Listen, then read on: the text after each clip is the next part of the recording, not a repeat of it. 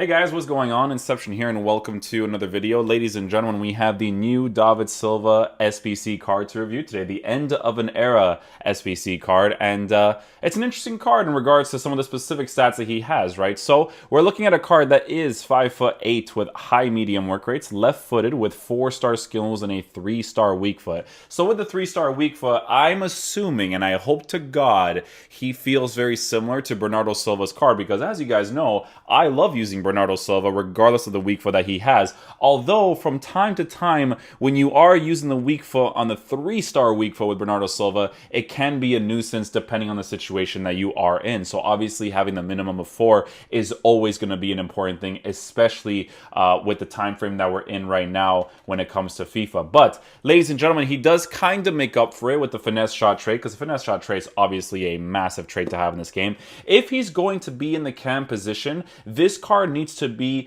a dribbling beast, right? He needs to be able to move left and right really quickly, pass the ball onto other players and whatnot, and be able to get himself into a position where he can pop that finesse shot as well. If we take a look at his in-game specifics, we have 96 acceleration with 85 sprint speed. So the base card stats is giving him a +5, or the basic chemistry style, excuse me, is giving him a +5. So we can try him out on, not giving him a chemistry style just yet, because I was thinking of a hunter right away, right? Just because I want to give him that pace boost because he already has a dribbling, but we'll get into that, right? So the +5 for sprint speed on basic is nice, but with a hunter chemistry style, you could boost it to a +5 as well as a +3 for the acceleration. But the important thing would be boosting the shooting stats with this card. So if we take a look at Silva's card in regards to in-games that would be improved, you could see that with the hunter chemistry style, he would be drastically improved in the shooting areas of the card. And because he has the 4-star weak foot, or the 3-star weak foot, I feel like you definitely need a lot of compensation, right? So you can see with the hunter chemistry style, the +9 for shot power could be super ideal, and then the +5 for finishing could be really nice as well. Because again, his shooting stats are great. It's just making his pace as good as possible with his 93 stamina. That's going to be the most ideal thing to do with this card. Again, with dribbling, if you take a look at his stats, they're essentially perfect. He should feel very, very responsive in game. You shouldn't have to change anything, right? And then it's the same thing with his passing. His passing is also the same, where you don't really need to change anything either, right? So, it's a combination of whether I want to use the hunter chemistry style or maybe something else. People also give him the hawk chemistry style. I do actually think the hawk would probably be more beneficial, because you'd maybe feel a little bit more of a difference because of the +10 for aggression in regards to some of the runs that you make, because I think that 99 acceleration and 90 sprint speed is already good enough. But like I said, with a hunter, maybe the sprint speed could be more ideal to put on the card depending on how attacking oriented he is. And obviously we're going to be trying that out in game to see how he moves around the pitch, because Bernardo Silva on the right side and in the cam position, not necessarily in the left side or the striker position, but in those positions he moves really well. He kind of plays like a center forward, not as a striker, as a center forward. So if you use like a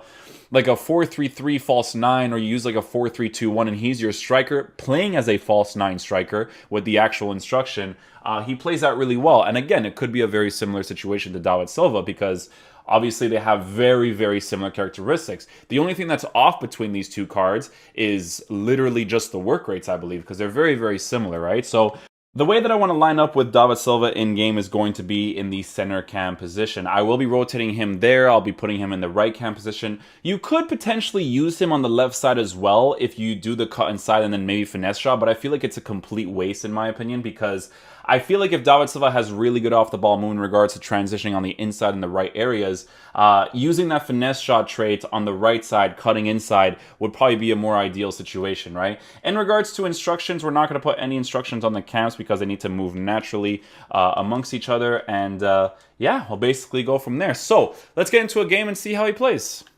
This guy actually has an interesting team. It's Bergwijn is I think on like 5 chemistry or 4. I'm not sure what that is, to be honest there. Alright, so let's switch to our 4-2-3-1. Let's see how he plays there.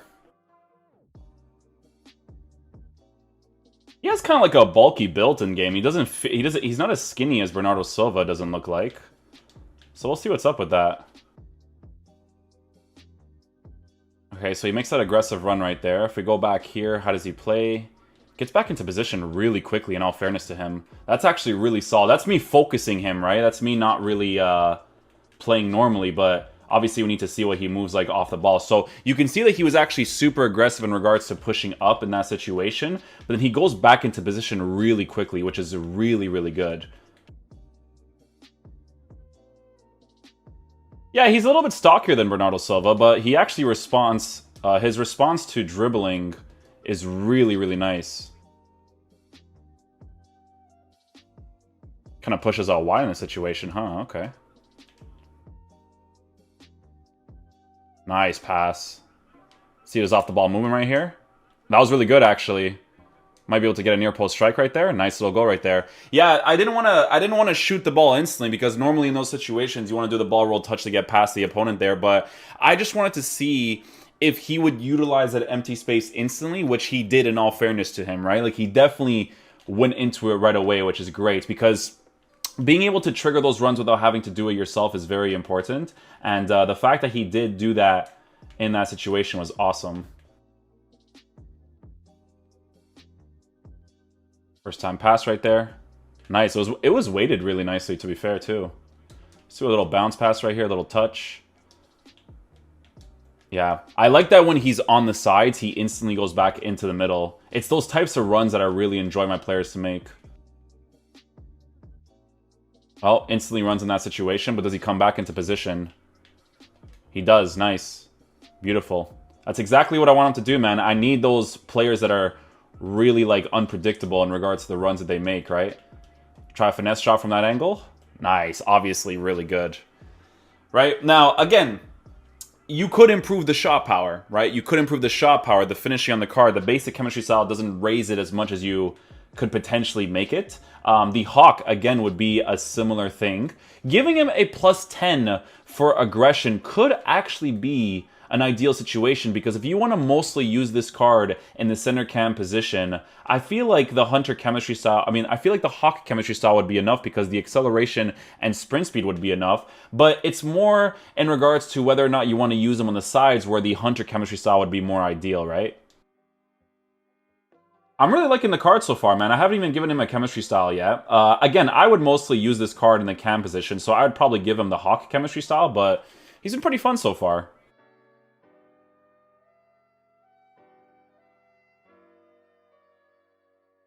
Yeah, left stick dribbling is super responsive. I will say because of his body type, it doesn't feel as responsive as Bernardo Silva. So if I'm going to compare the two, I would definitely still prefer to use Bernardo Silva with his high work rates than David Silva's card because of body type and work rates. But I mean, it's still a great card for what he offers in game. Now, obviously, what the card is like in game and whether or not it's worth the price value, we'll be checking out afterwards. But you know, it's an incredibly usable version of his card in all fairness, right? Make that run instantly. Nice. Come back now without me telling you to. Beautiful. Starts to utilize the position up top too. That was nice.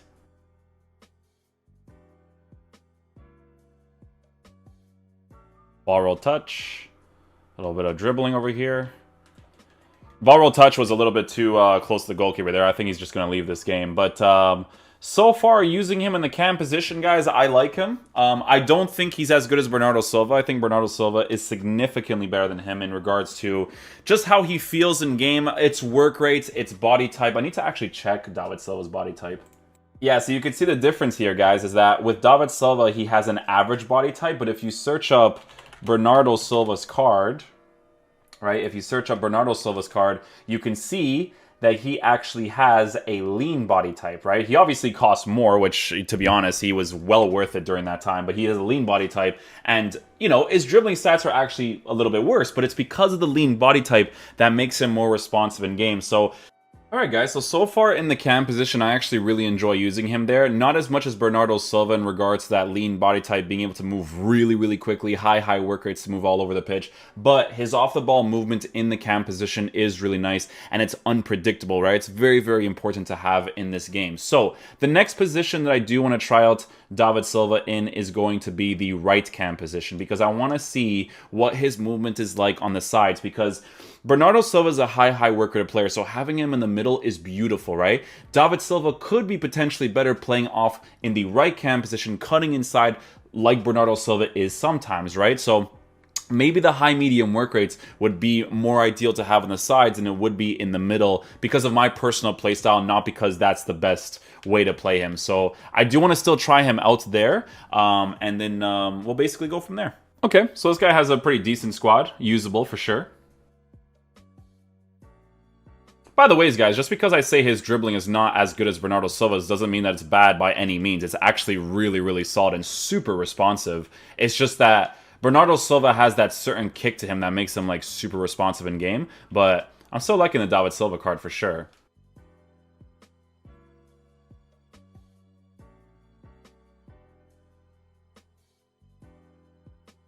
Oh my god, what a strike, man.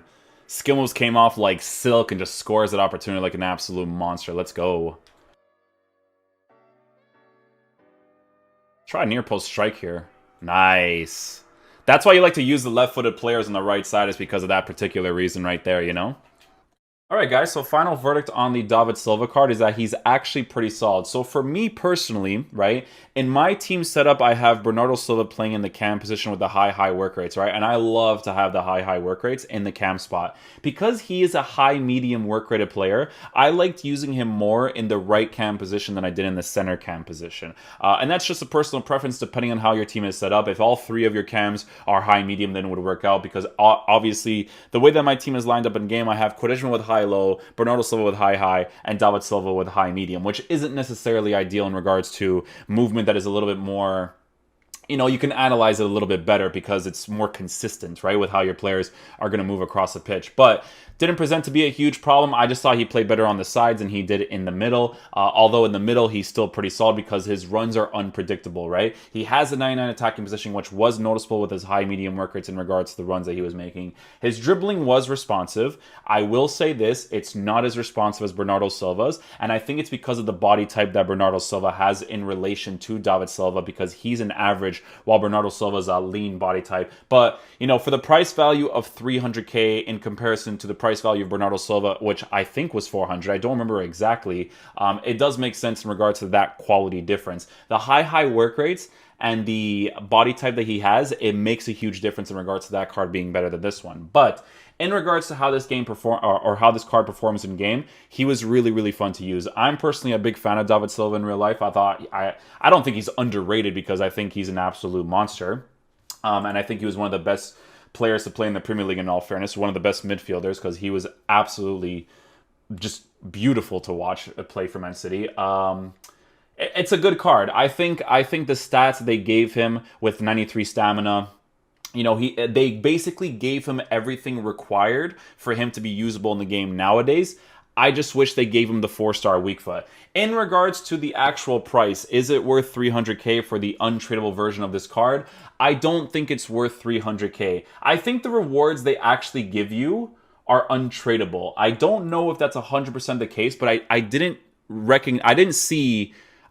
I'm pretty sure it was untradeable when I actually got my reward. So that's something that kind of throws me off of the card. In regards to price value of how he plays in game, I would value him at like 240k. But at the same time, like in relation to Bernardo Silva, it's a 100k difference, 120k difference for more responsive dribbling, but it's a little bit, and then a better work rate. So those are the two things that you're going to be missing with this card in comparison to someone like Bernardo Silva, but it doesn't necessarily make him bad. He's still very good. So maybe 300k is okay, but it's at the same time, it's an untradeable card, so you're putting a lot of price value on an untradeable card. So for an untradeable version of the card, I would say like 240 personally, but I enjoyed using him. I think if you guys end up doing the card, you guys will enjoy using him as well. I definitely liked using this card over someone like Carlos Vela, that's for sure. Hopefully you guys enjoyed this video today. I will catch you guys for the next one. Peace out, dudes. Love you guys.